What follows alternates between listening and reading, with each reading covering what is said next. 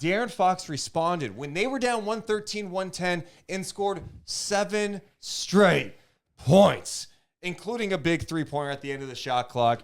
He was magnificent down the stretch of this game, scoring 11 points in the fourth quarter. It's closing time. It's De'Aaron time. He has taken so many steps this year. He's playing with the most confidence he's ever played with, the most control. And he said it after the game. He goes, I felt bad. I was apologizing for my teammates. I didn't bring enough, but they lifted me tonight. That's amazing to hear. And that's what you're seeing from this squad, right? You're just seeing guys empower each other, allowing one another to make those mistakes, but get back from those mistakes and have bounce back moments. But with De'Aaron Fox, how many years with the Sacramento Kings did we see, okay, well, late in games, he's not making clutch shots. Okay, he has no outside shot, so he's not an outside threat. Okay, he's not finishing at the rim, and he's not getting those calls.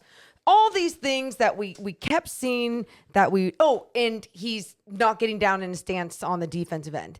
We just kept hoping we'd see a change. Last year, we thought we would see it. We didn't see it. This year, I was expecting just like 2 of those things to be altered. He's literally altered all these categories of his game. It's incredible how he's picked up all those things to a whole nother level. I don't understand it. I know we can say, oh, it's confidence. I think it's the work he's put in, not only mentally, but physically as well. It's the work he's put in for sure. He wanted this. How many times I referenced it when we listened to De'Aaron Fox at the end of last season and in his end of season press conference, talking about how disappointed he was in his year and saying the need for structure, the need for discipline. And then they hire Mike Brown. I'm going to play this clip from yesterday. Okay. I was at Kings practice yesterday, and I asked Mike Brown, I'm like, you've been really, you praised Fox a lot before he got the job. Now you got the job. Is there anything that surprised you or anything that's jumped out to you during this stretch about him and his game? Here's the answer from Mike Brown. I'm on him.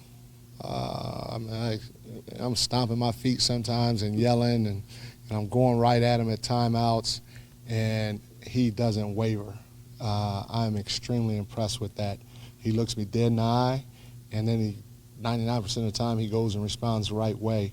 That's hard to do, especially when you have a guy like me that's just, but I have a lot of respect for him to be able to handle that. When he does that, it allows me to coach as hard as I want the rest of the group. And so I take my hat off to him for providing that for this team. And he is responding in the best possible way. I don't know what he could do to be better for him to grow, but just as importantly for our whole team to grow. That is huge when you have your leader, one of your leaders, one of your best player, if not the best player, respond to hard coaching the way that he is. He wanted to say, too, when he can coach Fox like that and he accepts it, everyone else buys in. Yeah. So Fox taking that step. And I think it's a huge credit to Mike Brown for challenging Fox, holding him accountable and going, no, like when you mess up a defensive assignment like you did early in the preseason against Westbrook, again, that Lakers game, I'm calling the timeout and I'm getting on you. In that Cavs game, when you fouled Kevin Love with your chest, you're being too aggressive, I'm stomping and yelling at you because we expect greatness out of you. I forget what happened tonight, but that same thing happened. Mike Brown calls a timeout, and you just see him chirping at De'Aaron Fox. And the reason why he can do this is because he's gained so much respect from De'Aaron Fox in the way that he leads a group of men. You're seeing Mike Brown gain the trust of so many people, but when you gain the trust of your star player, and De'Aaron Fox is your star player right now, it can just make everything that much better. So he was big down the stretch yesterday or tonight, and that was tremendous to see. Here he is with G-Man after the game on the Kings radio side. Well, Swiper to Fox has slipped on the headset. My goodness. After 7 consecutive losses to the Warriors, a lot of folks were saying it's our time. How about the energy in this building tonight, D-Fox? It was electric, man. It's electric all the time in this building. And I've always told people, man, you win some games, man. This city's always going to be, it's always going to be there for you. And all I want to do is get back to the playoffs in the city. And I mean, we're trying. We're working hard, and they're behind us. I know that kind of like Friday night in LA, the first half was a bit of a struggle for you. Second half was a different story. And down the stretch tonight, 11 points in the fourth quarter. Tell us what you feel in those situations. How do you stay calm? How do you try to control a ball game? Man, in basketball, in sports, and life in general, sometimes it's just not your day. And during this first half, it wasn't my day. Third quarter really wasn't my day, but I know the work that I put in behind closed doors with the lights off, and I know that at any moment, it could turn around for me. So I just stay the course, and I mean, this is a testament to the team that we have. I mean, I didn't have three quarters I didn't play up to my standard that we're all expecting, but my team kept us in it. They kept us in it, and I was able to just stay with it and finish the game off. I know on Friday night on social media, while you were getting stretched out, you said, fire up the laser. Well, on the big screen, they just showed the laser has been lit for this particular night. Light the beam, That's the beam. Pretty cool. How about Sabonis tonight? Give us a quick thought on his contribution. I don't know if you're aware. 26 points, 22 rebounds, 8 assists. He's a monster, man. He's a monster. And I told him I apologize for the ox thing. It was just a reference, but man, he's physical specimen in the paint. And today, I mean, he made shots, and I think when he's making jump shots, whether it's mid-range or threes, he's a whole different type of player to guard. And he did that today, and like I said, they carried myself throughout this entire game, and I was just able to finish it. So, I mean, I'm really thankful for the team that we have. Well, a great tip-off to a 4-game homestand. Let's build. What do you think? Yes, sir. Let's keep building. All right. Thanks, De'Aaron. Thank you. Man, I get chills. He sounds different. He's playing different. Everything looks a little different. And shit, it's working. It is working. He's got help. He got a lot of help tonight, too. Domantas Sabonis. We got to talk about him. How about this play late? Here's Fox now working against Klay Thompson. High screen and roll with Sabonis. De'Aaron drives right, pulls up, 17-footer off the bounce. It's no good. Sabonis, rebound, put back. He's got the bucket. Great effort by Sabonis. Kings, after giving up a 13-2 run in the lead, have come back with 9 unanswered. 2:03 to go. Steve Kerr takes his final timeout. Sacramento with a 6-point lead at 119-113. But against the explosive Warriors, you can't hold your breath. That was that moment, that putback by Sabonis, and the way that he just screamed at the crowd. I mean, you could feel it through your TV. And that type of energy is what feels so different late in these games, Deuce. It's not just like one moment in time. They're capitalizing off of that moment and just allowing it to continue throughout their late game possessions. Sabonis finished with 26 points, 22 rebounds, Insane. 8 assists, and my favorite Sabonis stat tonight, Morgan, 1 foul. This guy is playing great basketball after a slow start. Yeah. When the Kings are 0-4, like, man, he's not getting his. I don't know if it's an adjustment. He's not finishing well around the rim. Even tonight, got off to kind of a slow start. He got knocked down a couple of shots, some mid-range shot. He hit not 1, but 2 threes tonight. Yeah. Just a different type of confidence, but then also he had that double-double by the end of the first half. A double-double by the end of the first half. So already he was just being beastly. But it wasn't only that. What did he end with assists, Deuce? What was it, that final number? 8 assists. Sorry, I didn't have it up. But 8 assists. The way that he was finding his teammates, but then you can talk about screen assists. The way that he is just being that big body, keeping his feet set, not popping out his hip or doing any stupid thing to get a foul. Instead, he is just setting a strong screen to help his teammates get the best shot off.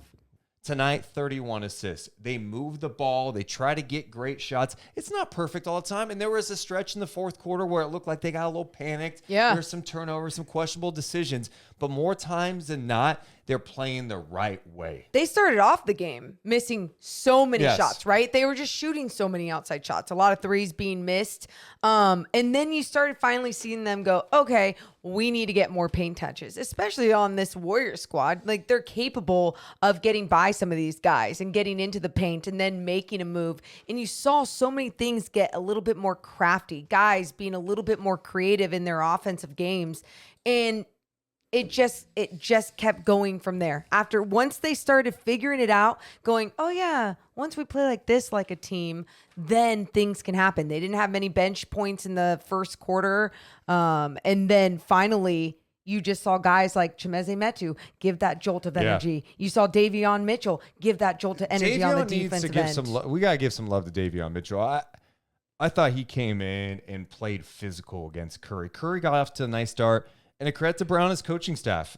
In his post game, he said something really interesting. Yes. He talked about how they did something differently in their preparation. They didn't do like a shoot around this morning. They did a pregame walkthrough on a couple of things. And then in the middle of the game, they're like, hey, we're going to go box and one. They had never practiced a box and one. They've never gone through it before. They went through a box and one, and they could execute it. And then the other thing I thought they did a good job of was giving Curry different looks. Curry's going to get his. The guy's unbelievable. Right. We know he's one of the best to ever play the game. But they started to throw double teams his way. And that aggressiveness, I think, just changed things a little bit for the Warriors. Here's what happened in the last game that they played against the Warriors when they started throwing doubles. It was everyone wasn't in tune. The help wasn't shifting over. Guys were a little bit lost out there. And for them to execute a box and one after not even doing it together in the walkthrough at practice or even under, if you're a hooper, you understand how to play in a box and one, but to execute as a team, you have to have everyone on the same page.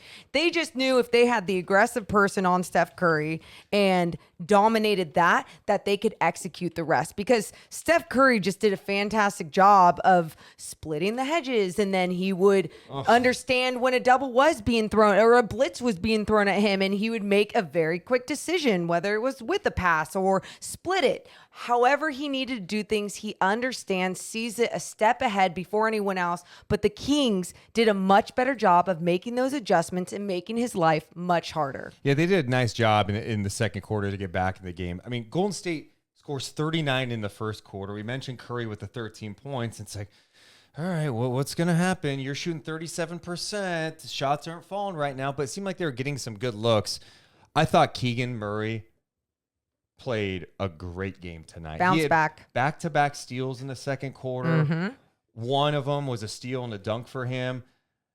He's been going through some shit. Mm-hmm. And so many people are like, what's going on with Keegan? Oh, rookie wall, blah, blah, blah. Well, we find out that his grandma had a stroke at a game in Charlotte. She's in Charlotte right now around family. Because she can't go anywhere. Yeah, It's just, you think about him going through a funk, not only on the court, but then dealing with that off the floor, not being able to be around your family when you're super tight with them. And for the first time ever as an NBA player, right? Yeah. Like, it's a job. It's not like, hey, it's college. You can take a night off, do what you need to do to be around your family.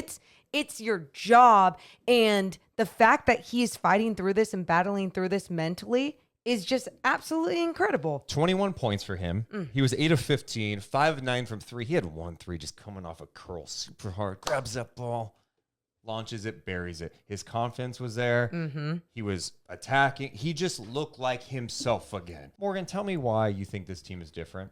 They're at 6-6.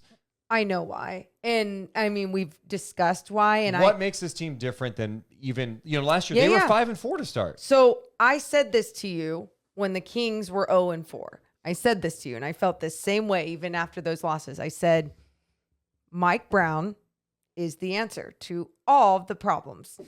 And I'm not exaggerating. I'm not being dramatic when I say that, because so many people just do believe that you just need stars to figure it out and put out there, and that's what you need. This is a team sport. And if you have a team that wants to play together and wants to play disciplined and wants to play a style of basketball that is just aligns with what a manager, a leader, a coaching staff wants to do. You're gonna make magic happen. And because these guys are trusting Mike Brown and his coaching staff, and because Mike Brown and his coaching staff know how to talk to these guys, it's not easy. It's not like he's just going out there and being like, this is how you dribble the ball. It's no, gaining the respect and showing some sort of leadership and making sure these guys don't feel upset when they are getting yelled at by him.